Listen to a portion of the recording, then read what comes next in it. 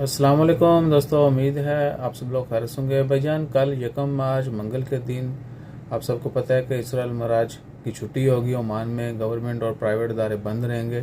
Pakistan embassy की तरफ से भी सर्कुलर जारी कर दिया गया है, नोटिस जो है वो लगा दिया गया है कि कल मंगल को यकम मार्च को पाकिस्तान एम्बेसी भी बंद रहेगी। तो अगर किसी भी दोस्त का एम्बेसी विजिट का जो है प्लान था तो वो कल नहीं आइएगा। परसों बुध वाले दिन जो है दोबारा एम्बेसी ओपन होगी, तो उस दिन आप जो है एम्बेसी में जाके जो भी सर्विस अवेल करना चाहते हैं वो कर सकते हैं। यकम मार्च 2022 मंगल के दिन इसराइल मराज शरीफ की छुट्टी होगी ओमान में। पाकिस्तान एम्बेसी भी बंद रहेगी।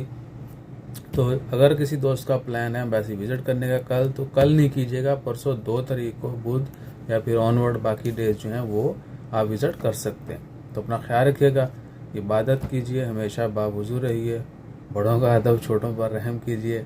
और हम खाना पीना खाते हैं, आप हमें इनवाइट कर सकते हैं। जज़ाकल्लाह, अल्लाह हाफिज़।